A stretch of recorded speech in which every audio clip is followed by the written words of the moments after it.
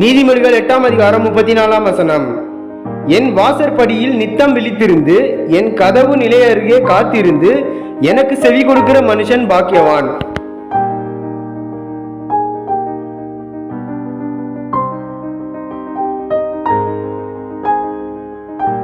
Proverbs chapter 8 verse 34.